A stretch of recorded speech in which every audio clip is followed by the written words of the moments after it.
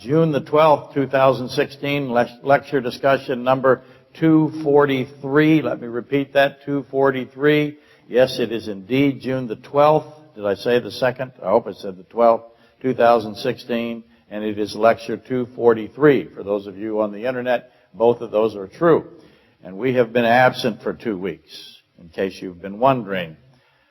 It's king salmon season here in Alaska, which is the primary cause, but I have been sick again. Apparently, I've entered into that phase of life where I fall from ladders and scaffolding, and the cold and flu virus finds me to be hospitable. And there's nothing I can do. So I've invested in protective devices. Of course, I take my medicine. That seems to be working well. But good thing I have that. Man, consider how sick I would be without it. But I've invested in plastic armor, coupled with gummy bear immunity support supplements. I didn't know they had gummy bear immunity support supplements, but they do. And I'm very happy about that. We'll see if my plan comes to fruition, has value in the weeks to come. I need to interject here that Bill the Cow, for those of you in the vast internet audience, and you are vast and you are on the internet, Bill the Cow is also known as Rocket Man, and he will be on the Travel Channel with his rocket, and you will know why he is Rocket Man. I get all kinds of questions about, especially from Sharon from Texas. So Sharon, I expect you to find the Travel Channel where you will see Bill the Cow as Rocket Man. He has built an extraordinary motorhome trailer type thing that is really, really cool. So I just throw that out there just to let you know we actually exist. And we're not some voice, just in the ether. Okay, before we return to the rebellious son, and this is the list from Deuteronomy 22. The rebellious son is right in front of Deuteronomy 22. It is Deuteronomy 21, the end of Deuteronomy 21. And also Deuteronomy 23 speaks to this list as well. But before we go back to the rebellious son and the blue tassels, which is what this is, and the man gathering wood in Numbers 15, I thought we would benefit from a brief venture into the thoughts of those whom the media apparatus considers to be wise. If you have been watching the media today, or recently, not today so much, it should be certain by now that whomever the contemporary media has deemed to be sagacious should be immediately discarded as such. In other words, if the media appoints somebody to be your superior intellectually, then you should immediately question that, because the chances are that they are the opposite. Okay, they are going to be the opposite. There aren't any chances. With that in mind, I present to you the philosophical meditations of Elon Musk, the CEO of Tesla Motors. I had to study Nikola Tesla in physics class, electrical physics. I suspect that his name is being misused, but we'll get into that maybe later. This is a segment I used to like to call Things We Learned from Television. Mr. Musk, and quite a few others, as coincidence would have it, your media, your television shows, your movies, recently, all of that stuff has proposed that physical reality is what? What are they calling the physical reality? They're calling it a computer simulation. Have you been listening to this? One can't seem to escape the proposition. It appears to be very popular among the elites now. Clearly, they intend for us, we are the great unwashed, to be exposed to their novel idea. They think it's novel. That the physical reality, that all of us are not real, but we are inside a computer game, for lack of a better way to put it. And they think that this is new thinking. It's not. It's not new sprung to anyone but them. It is merely ancient, everyday, common monism, but I'll get to that in a minute. Anyway, Elon, can I call him Elon? We're not close. I don't think he knows me, so I don't know if it's proper for me to refer to him by his first name. So I won't. Elon considers that since computer simulation technologies are rapidly advancing, that is, he believes it's a foregone conclusion that the eventuality that these simulations will become indistinguishable from reality. What I mean by that is that they're getting so complex. You can look at the computer games now. From my generation, it has been made clear, I think Mr. Elon said so, my good friend Elon. He said that my generation started with Pong, and now we have these games that are producing graphics that are very realistic. At some point, I can imagine that the movies will no longer be with professional actors other than maybe the voices. All of the physical activity will be done with computer-generated systems. So they're concluding that with this kind of trajectory, it's so fast that it's happening, computers are becoming more and more complex. It is reasonable to conclude, Elon says, to assume that we are all currently living in a simulation. In other words, he is saying that someone, somewhere that we cannot imagine, an alien intelligence, they never say God, by the way. I am kind of satisfied that they're recognizing that there's something about the physical reality that is mysterious. That encourages me. They are beginning to recognize at the microscopic level the physical reality isn't what we think it is. That it's governed by a ubiquitous law system, a universal law system, but it may not have the reality that we think it does. And they're right about that. Quantum physics has made that without dispute. So I'm glad that they're recognizing there's something suspicious about the physical reality, but it is not a computer simulation from an alien life force, which somehow they think that that is the logical end to their thinking. And that we are all currently living in such a computer simulation. I'm trying to utilize as many of Elon's own words as possible. Hopefully I've done so with acceptable accuracy. Probably not. This is what he asked. He said, is there a flaw in my argument that the physical reality as we know it is actually computer-generated graphics? Is there a flaw in my argument? And that's an excellent question. I'm glad he asked it. I will endeavor to provide an answer for Elon, my good friend. Yes. The answer is yes, there's a flaw in your argument. There is. And actually, though his question is excellent, Elon's question is also insufficient. He should have asked this way. He should have asked it this way. I will help him. I will correct it for him. How many flaws are in my question? Are in my argument? Now for that, I'm going to need a lot more time. I'm over it. This is going to be an all-day sucker. I'm glad you all brought lunch. I'm going to have to restate his premise and bring it to its foundational form. Let's do that with the tried and true traditional cliffside methodology, which is to ask Elon a lot of questions about his argument. I'll start with this. Why me? Because this is me. Why am I so certain that no computer will ever be manufactured that can replicate human intelligence? Now, I know you see the computers that win at Jeopardy and that win at chess and win at whatever game you wish, but they are not replicating human intelligence. And I am positive, beyond any possible argument or doubt, that they will never achieve this. Now, you should ask again, I'll re-ask it, why is the one-eyed fat man so sure? By the way, being sick, I lost 10 pounds.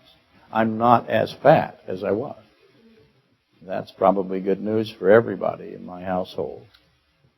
I'm working on getting back to my typical circumference, though, as I get better.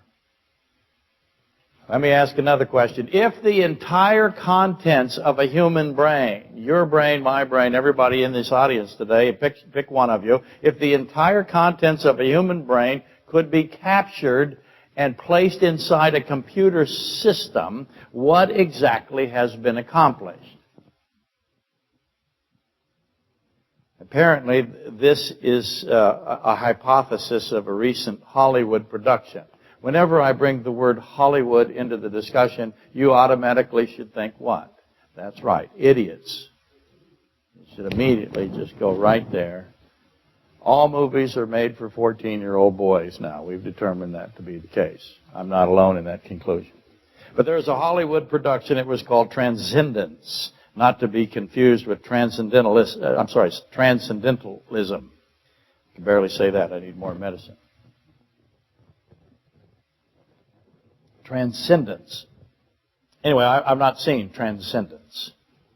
No surprise there. I doubt any of you have seen it.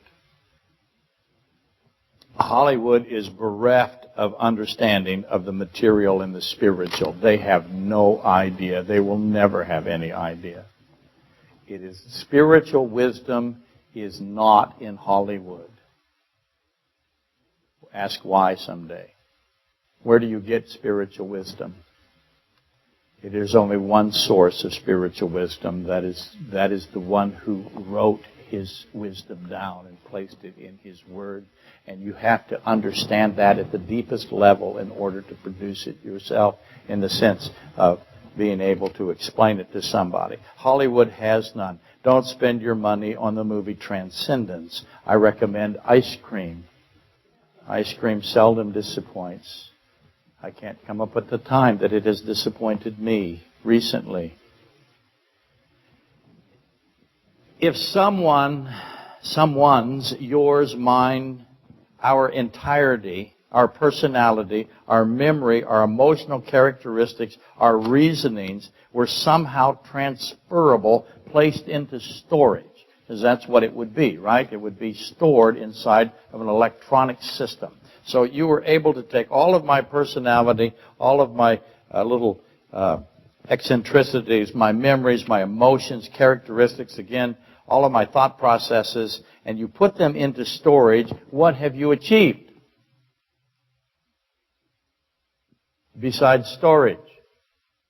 If I grant you the hypothesis. I just repeated the question, the same question in a different form, didn't I? In case you were wondering, and hopefully you have deduced where I'm headed, is the copying of a human brain, again, conceding that that's possible, which I say it's not, but let's go ahead and be friendly to Elon, my new friend, and say that I'll concede that it's possible. So I'm being unjustifiably polite for just a minute. Is the reproduction of a human brain and its subsequent storage inside of a computer achieving the transference of the person? Have I transferred the person? Is it not logically possible at a thought experiment level to imagine that the contents of our brain could be stored? If I took the story or the brain in its entirety and stored it, what happens to the person? Let's assume that I'm able to do this and the body is surviving. So while you're alive, I hook you up to some kind of Hollywood apparatus that no one can ever possibly conceive, and I get your brain over into a computer that no one can possibly ever build. What has happened to you? You're still in the body. Or did you go with the storage, the information? Now you know why I like information theory. I hope you recognize this is the Swinburne two-brain experiment from a couple of years ago. How many were here when I talked about Richard Swinburne? Never raise your hand in this audience. No. Don't do that. Richard Swinburne and another gentleman whose name escapes me came up with the idea that if I could theoretically had a human body still alive and another human being completely intact, I could theoretically take half of the brain of this human being and move it to the other body that had no brain at all and reconnect it neurologically. I have two functioning bodies, each with half a brain. And his question became, where's the person? And we all agree that if I cut off my hand, of course, I'm still here, right? If I cut off the arm, I'm not. If I move the arm and the hand to another location, or the foot or the nose, some people are saying, please try this kind of surgery as soon as possible before it's too late. I have a collection for my plastic surgery fund. Those of you who'd like to contribute. I'm, of course, appealing to the internet audience and the Coca-Cola company. Anyway, Swinburne pointed out, obviously, I can take parts of my physical body and remove them and not affect my personhood. How much of my brain? He ultimately proves that my mind is not attached physically to me. To the body. Does that make sense? In other words, the mind does not follow the body. So where is the mind? If you think it through, just start with the nose and the ear. The mind does not follow. If the nose and the ear are removed, the mind does not go. If the liver is removed, does the mind go? So how do I assign the mind to a brain that's just purely a physical device? So what we're talking about here is consciousness, isn't it? Is it possible, ever possible, to reproduce, to duplicate, to copy human consciousness?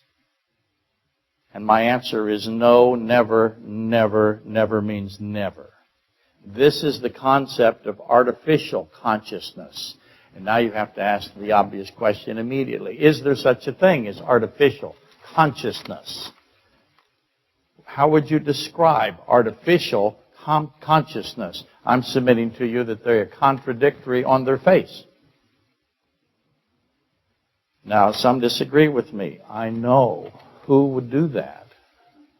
But they're out there. There's one of them somewhere. I hope he calls.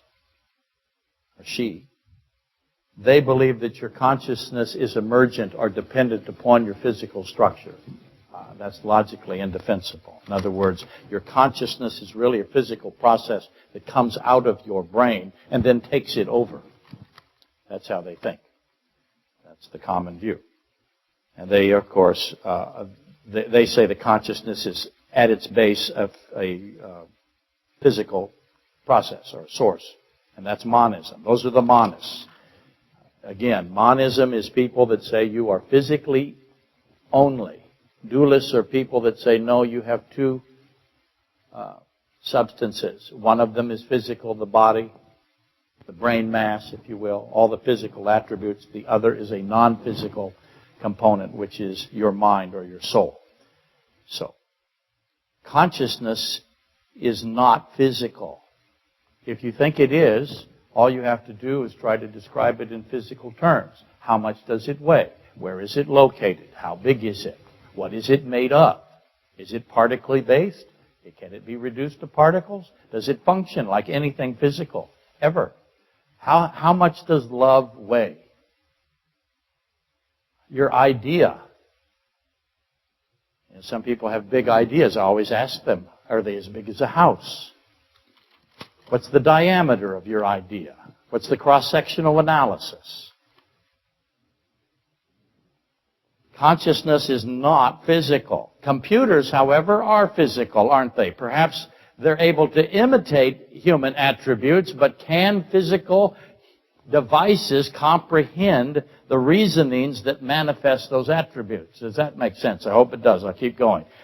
Welcome once again to the mind-brain problem, right? That's what we're talking about. How much is the mind and how much is the brain? How do they interact? How does the mind control this, essentially this electrical chemical device that's brain?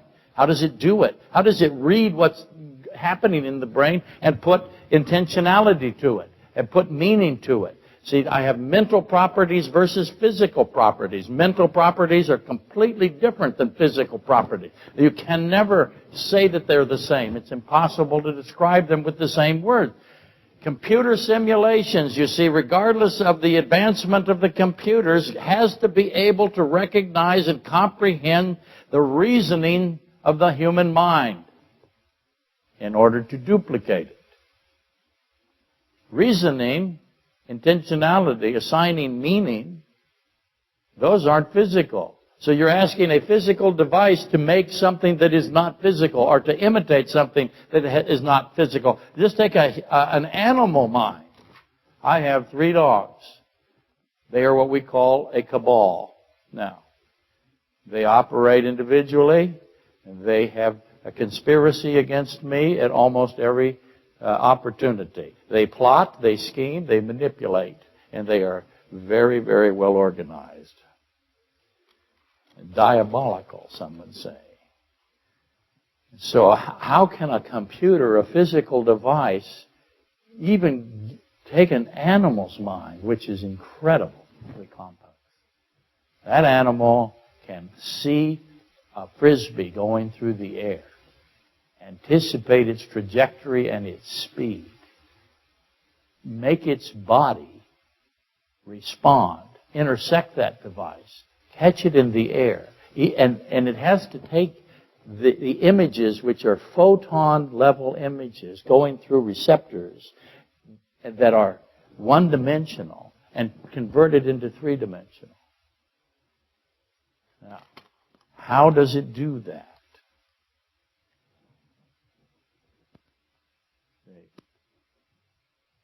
How does a computer take something, not just the outward, the visible and the audible, or the photon-based, if you will, or the pressure oscillations, which is sound. Sound is just pressure on a medium, right?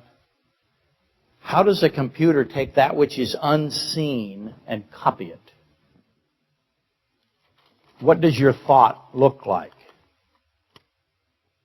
What does your idea look like? What color is your love? How does a computer figure out how to replicate something it cannot see? In the sense that computers would be able to figure out what this thing is. It's the unseen, the unheard, that which cannot be experienced physically. You're asking a physical device to copy something that cannot be experienced physically. The human thought process. That which is the originator, if you will, of the physical, the mind. In other words, all of your physical activity comes from a thought first. A thought is not physical. I think, and therefore my body responds. Now, I know you're going to say to me, I have seen teenage boys, they never think, and yet they still move. That's not true. You are not able to see that thought process nor understand it. Now, you think a computer is going to be able to figure out what a 13-year-old boy is doing? No. Inside his mind that he can't see? In the sense that our minds are the causation of our physical acts and our responses. It's the mind that generates these things. And how is a physical device going to copy or imitate or mimic it? It's impossible. The mind is impossible to duplicate. So ultimately, thoughts are responsible for why physical properties occur. Okay, so let's back up a little bit. You're going to ask, why are you wasting your time on this again? We have important things to do. As Bill Rocketman Cow said in the pregame, our culture is collapsing. And it is collapsing because we don't know anymore what we are. We are a spiritual being inside a physical device. And we are going to be held accountable. No one believes there's any accountability anymore. No one believes there's any judgment anymore. The Bible says, oh my. There is. I will hold you accountable, your Creator says to us. All of these little things are attacks on the fact that we are physical and spiritual units and have been designed that way. Obviously, I'm firmly, unmovably in the position that the mind is distinct from the brain. The brain is only physical. Computers are likewise only physical. There's silicon, germanium, arsenic, they're metallic devices, they're electrical connectivities, they're power supplies, etc. The mind or the soul exists outside of the physical and is not subject to the physical. In the event you think your mind or your soul will cease to function upon your physical death, you're wrong. All it needs is an outside power source. Jesus Christ made sure He identified Himself as the one who provides the power.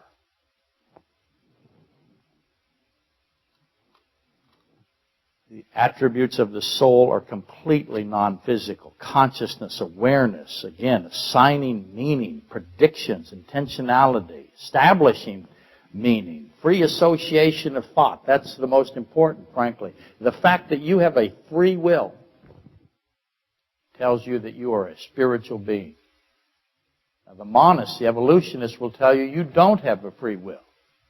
I know you do. How do I know you do? Because I know I do. Now, it's limited, and I'm assigning my free will characteristic to you. I know I'm me. That's self-awareness. I know that you know you're you, because I'm assigning my self-awareness to you. We all have it. Some will say that we don't even have that, but they're wrong. Free will or free association of thought, very important. Just a list of few of the mind-soul's capability. None of what I said are physical events. Thus, the most obvious of the obvious question, how can a physical device possessing none of these characteristics reproduce a mind or a soul? How can a computer create a soul? How can it invent one? How can a computer even conceive of a soul? I just now consider your feelings and your emotions. What process is generating your feeling? Right now you're feeling bored. It's okay, everybody does it every week. What is generating that boredom? You notice half the audience laugh. You know why they laugh? Because they are bored. That's the way it is. That's what makes it funny. Comedy is hard for you folks on the internet. I have to talk to them. I should mention that John and Norma sent us a wonderful package. Hi, John and Norma. Gee, I hope I'm right that they're from Pennsylvania. We really appreciate it. It is in the back awaiting us to participate in its significant devouring. We are called the congregation that never stops eating on the internet. That's what they call us. They really do. Unceasingly eating congregation, they say. They're right. And every now and then people send us care packages. They're worried about us. They think we're undernourished. That is my plan. It's phenomenal how some of my ideas work. Anyway, John and Norma, and I'm amazed. John is another one of these deep, deep thinkers out there on the internet, and I'm just thrilled that you're out there. And I'm sorry that I haven't gotten back to you as cleanly as I could, and I will soon. But soon is a relative term, John. So, okay, but consider feelings and emotion. What process generates your feelings? As some insist, they say it is just simple neurological activation. It's the interactivity of brain cell structures. It's chemical, electrical. Well, then ask the most obvious question then. What causes these neurons to fire? And then what is able to figure out what they say? Explain the causation of the brain activity. Who commands this system? A physical solution doesn't exist. Consciousness is not a byproduct of physical events, and therefore artificial consciousness cannot be created. God did that on purpose. He's omniscient. He's outside of time. Remember, did He know that someday some idiot, never mind Elon, don't take it personal, would get up and say that he could create artificial consciousness? Did He know that? Yeah. He made sure you couldn't by a natural system that only He can do. Consciousness is God-given. There is no other explanation for it. It cannot evolve from a physical process. Evolution is a physical process. No possibility you can evolve consciousness. Anyway. To simulate something requires that someone know what the something is. If I'm going to copy something, I need to know what it is I'm copying. Mankind can't even define consciousness. And we have no understanding of consciousness. We can describe that it exists. That's all we can do. In that sense, it shares a place with gravitational phenomena. We don't know what gravity is or how it works. We could just say, that's what it does. René Descartes famously established a fundamental truth. He said, I'll paraphrase, he said, cogito ergo sum, but I'm going to change it. I have thoughts, he said, therefore I have existence. Also, I think, therefore I am. Right? You all had 7th grade philosophy. Cartesian algebra. Very smart man, René. Computers don't think. They're just simply processing devices. They have no I am to them. Ooh, my. I know. I sound like Joe Kenda. They have no I am. Ooh. We Christians, those of us who have read any scripture, know who says he's the I am. He's telling you that I am in the present tense. That means I have created time, and I'm always in the present. I am always I am. We are never I am in that sense. But he tells us that he is the source of I am, and he's the source of existence. He is continually telling us he is the I am. You can't get through the book of John without him saying to you on every page, I am, I am, I am, I am, I am. Every time you see Christ say I am in the Bible, capitalize it. And he never says, I am he. That's what translators put in there. He always just says, I am. It's an Exodus 3 reference, right?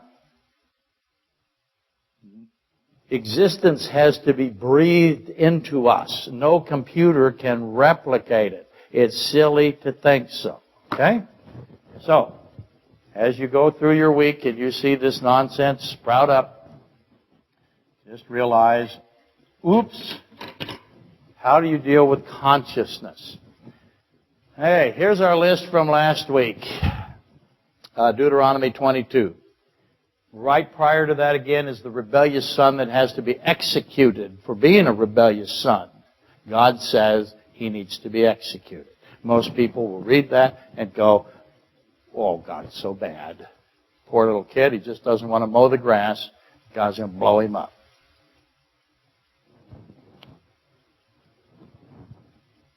I have Dr. Peter. I can't give out his name. Hi, Doc. He's from Australia. He wrote recently and offered his usual insightful commentary.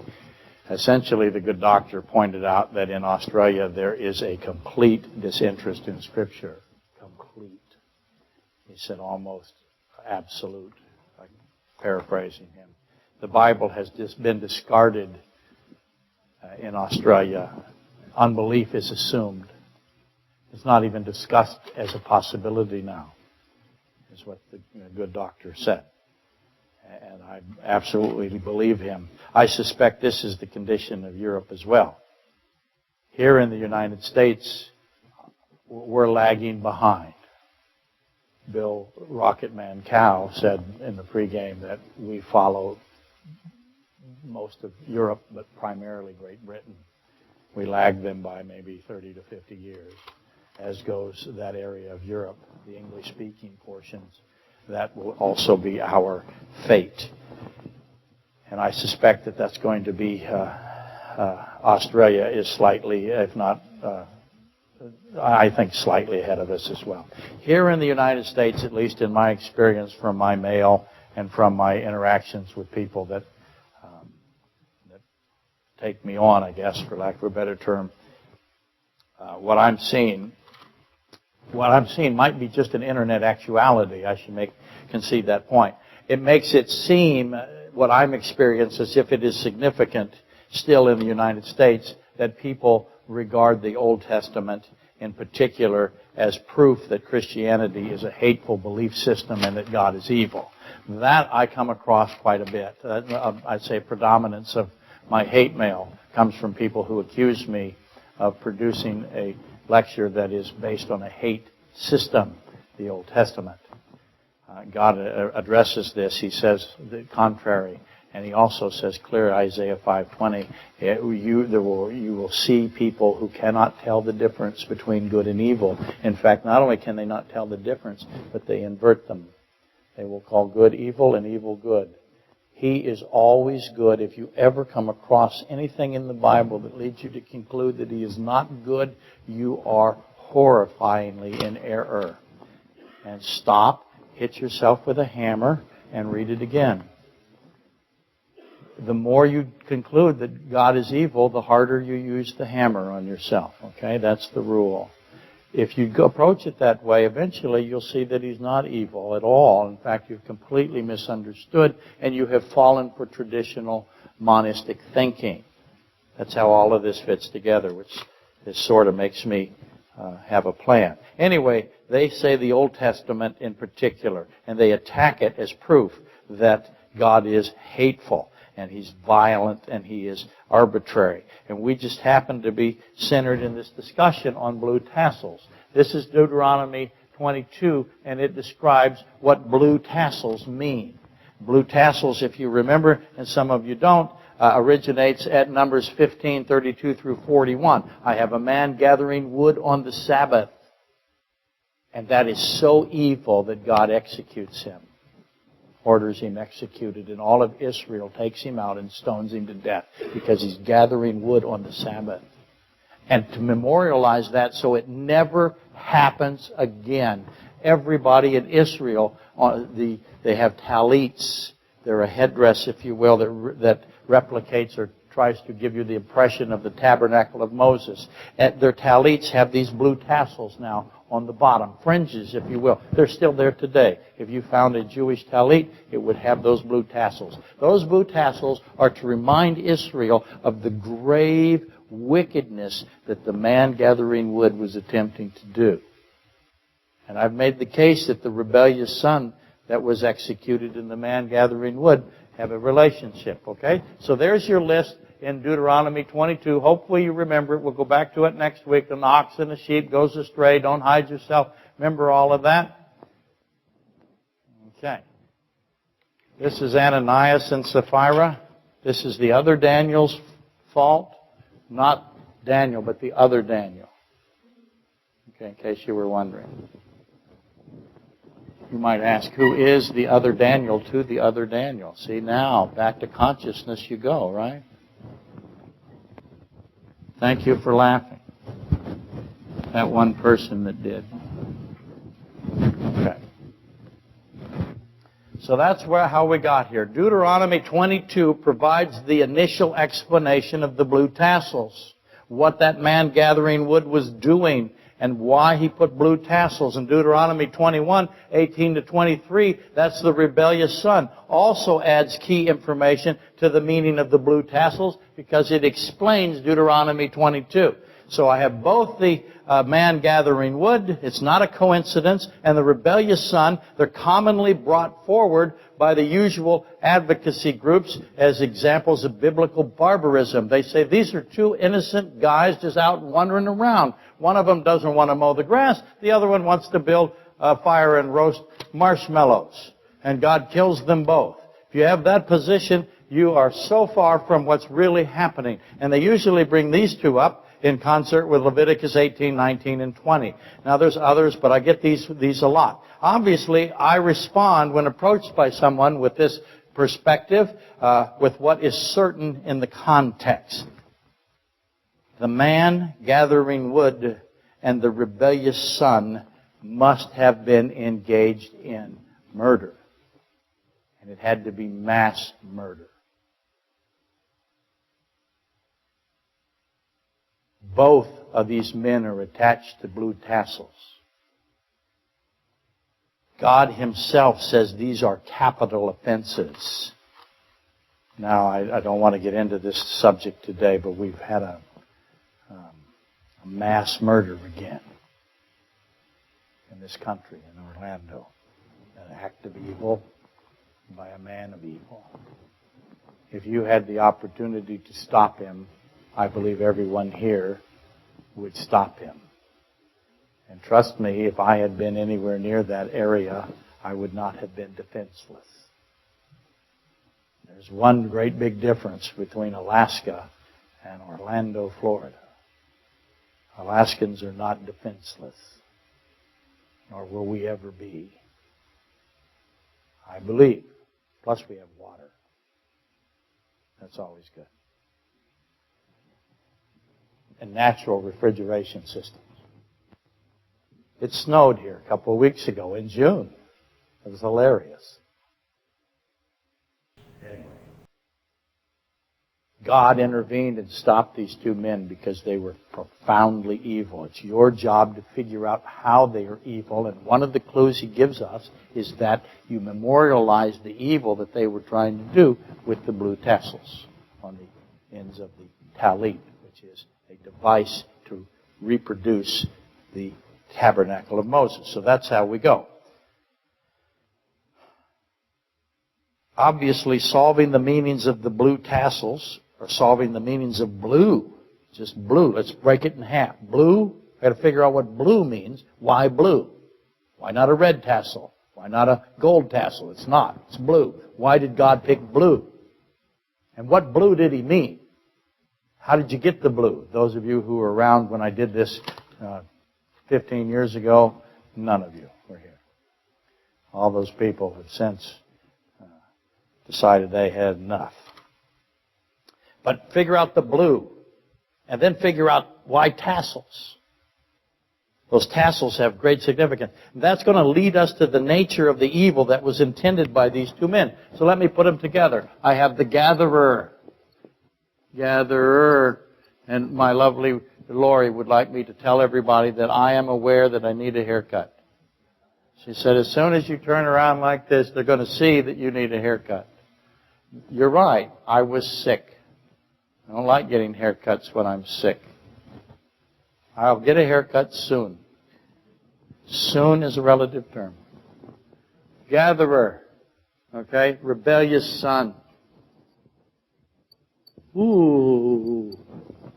Look at that word. Rebel. That's fascinating. Both of these guys have something explained about them with the blue tassels. So there we go. The gatherer and the rebel. Why did God say, I got to stop them? How many were they going to kill? Who were they after? Probably before we return to the list of Deuteronomy 22, which we'll do next week, we should read a piece of the New Testament. There's always a New Testament complement or answer to an Old Testament problem. So we're going to read that. Christ himself references Deuteronomy 22. A couple weeks ago, he did it at 11:28 when we talked about the ox and the sheep that had fallen. The ox and the donkey that had fallen, the heavy laden. Matthew 11:28, he says, come to me, my yoke is light. That's a Deuteronomy 22:4 reference. But foremost, in my opinion, the connection to Deuteronomy 22 and therefore Numbers 15:38 through 39 is Matthew 9:20 through 22, Mark 5:25 through 34, and Luke 8:41 through 56. This is the woman bleeding for 12 years.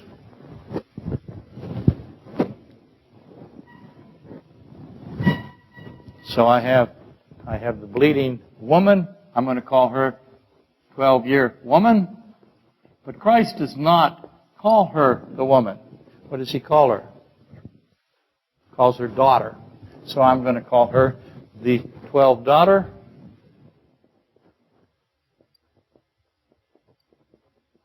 And actually, I'm going to call her the first 12th daughter because she's followed by, here's a mathematical insight that you don't get anywhere else. First is followed by second. The second 12th daughter. I have two daughters. Both of them have that 12 attached to them, and they're side by side. So, can't read it all. She's bleeding for 12 years. The resurrected daughter of the ruler of the synagogue happens to be 12 years old. So I have two daughters. the two 12 daughters, if you will. Can't read all three passages. You would all just run and never come back like everybody else has. So we will just try one of them, knowing that we're leaving out a lot this week. So here we go. I will start 8:41 of Luke. And behold, whenever you see the word behold, oh my goodness, something amazing is going to happen. I can't do it justice. Behold. So he's about to give you some incredible information. And by the way, it's going to explain the guy gathering wood and the rebellious son. That is amazing. Those are two mysteries in the Bible that I think are hardly ever discerned. And behold, there came a man named Jairus, and he was the ruler of the synagogue. It says the ruler in Matthew and in Mark. So we'll get that next week.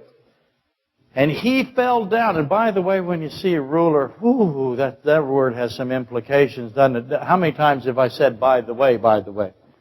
I think I'm up to at least 4 or 5. I'm going to give myself 5.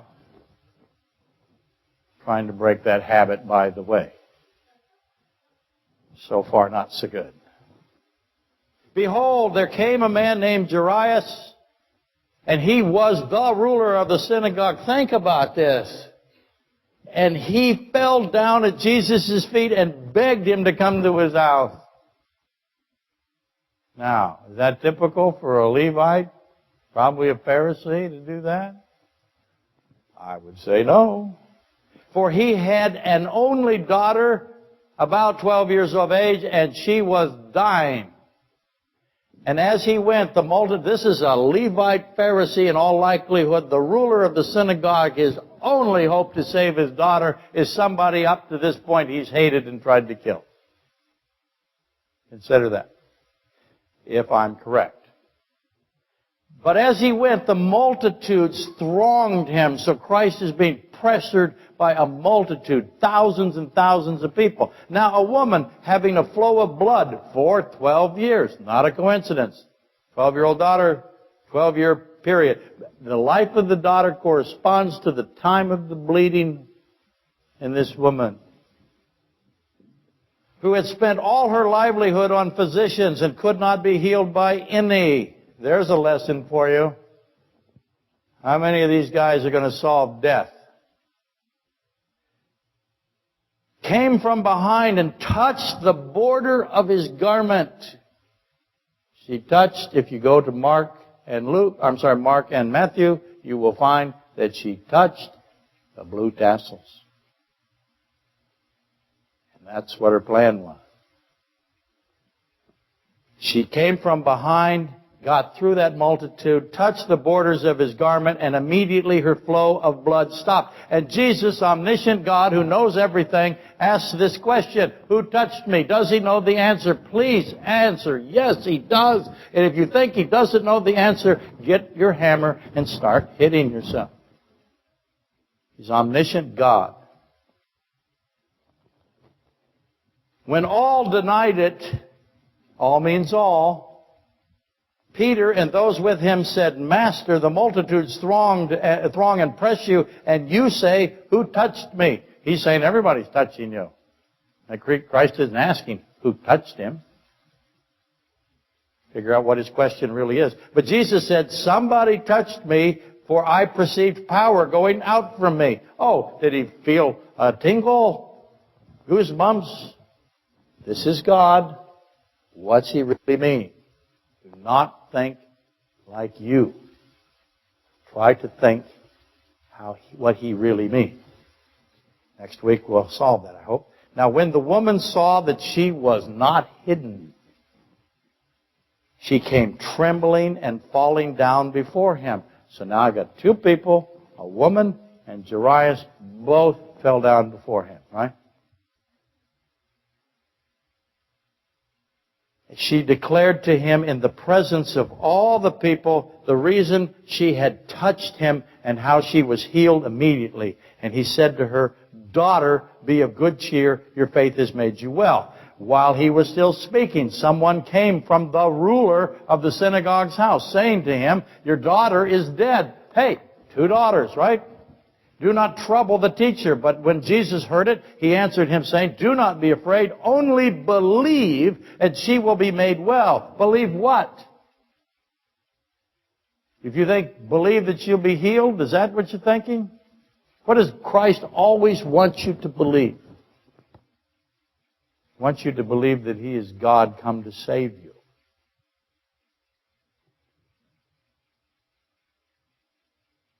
When He came into the house, He permitted no one to go in except Peter, James, and John. That's very important. Talk about that next week. And the father and mother of the girl. Now all wept and mourned for her. There were mourners everywhere, by the way. We get that from the other text, playing flutes. But He said, do not weep. She is not dead, but sleeping. And they ridiculed God.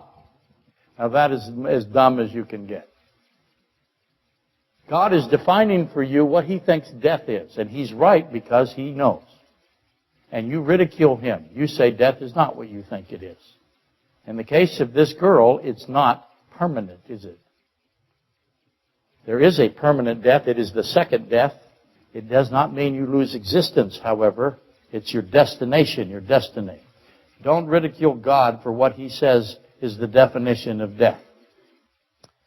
But they did.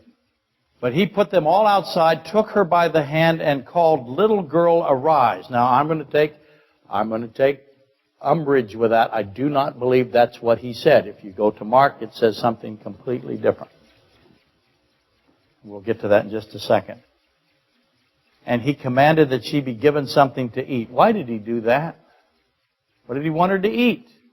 Give her a hamburger? Hey, she looks a little hungry.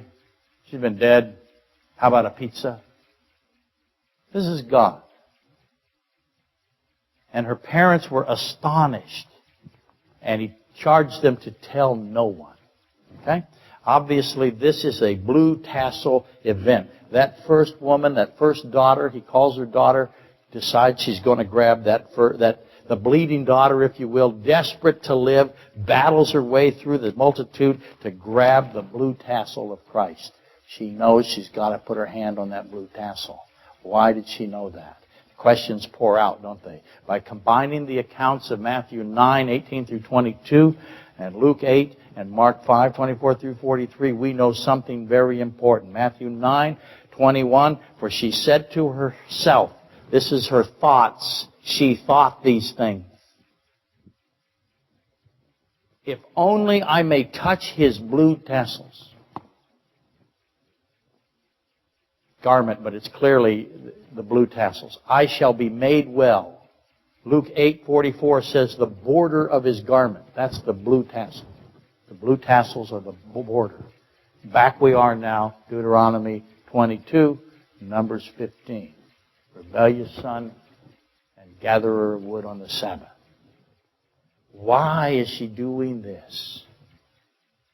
How did she connect her bleeding, death by bleeding? She's bleeding to death.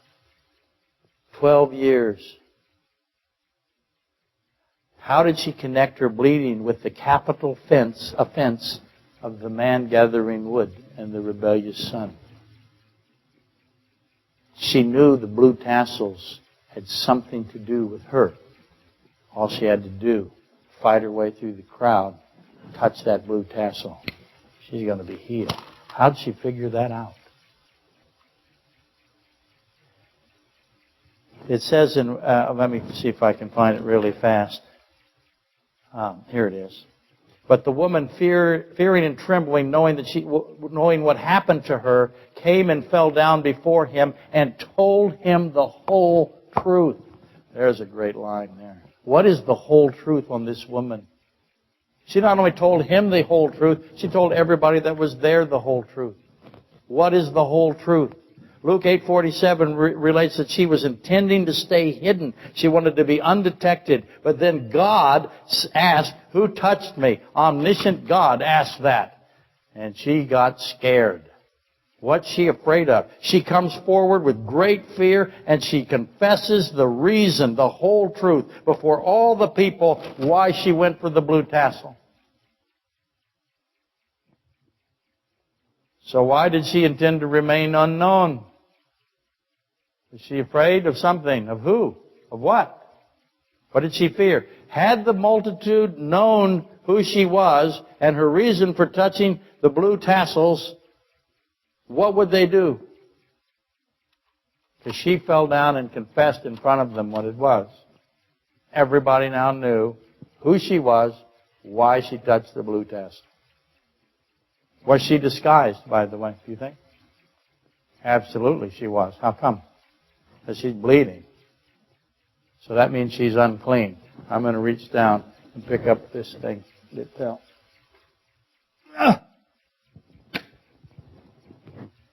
I was going to step on it, and then what would happen? Fall down again, yes. This woman is unclean. Anyone she touches would be considered unclean. She can't touch anybody. This is a shunned person in the unclean community. But she knew if she just touches that tassel, not going to touch Christ, just wants that blue tassel that God said to put on all your talits for the rest of your generations. They still do it today. She knew if she got that, she would be healed. And she went for it.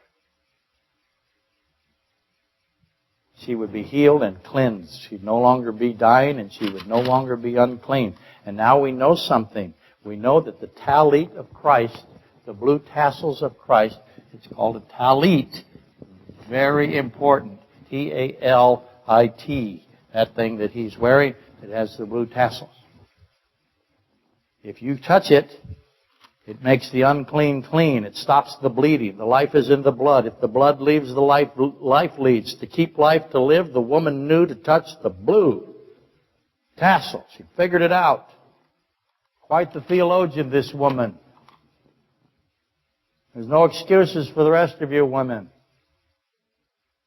Look at what she figured out. It's amazing. I like to think of her, this lady as the Ada Ruth Habershon of her time, but she probably was the head of Ada. She put the meanings of the blue and the meanings of the tassels together. She figured it out. And obviously the second daughter, let me read it, Mark 5 here. Because this is what Christ says in Mark 5. The second daughter, he says, then Christ took her by the hand and said to her, Talitha Kumi. Talitha Kumi. And it's always said to be, little girl, arise, because this is a feminine form. But I can't get over the fact that that is talit. So I think that it's talit. Talit, rise. That means to me that he wrapped that little girl in the talit. And she's in it, and that's the feminine. Talit with girl in it, arise. Kumi, certainly arise. It cannot be coincidental that God would utilize talit subsequent to the first daughter, the first 12 daughter, touching his talit. This shows up with Elijah and the widow, by the way, in 1 Kings 17. Christ and the ruler, Elijah and the widow. Those we'll put together next week. It seems quite likely that Christ removed the talit and wrapped the second 12 daughter in it, because that is what Elijah did with his mantle when he raised that son of the widow. So this is a fulfillment of Elijah. Next week, we will put it all together for you. But you should not need me. You should do it without me.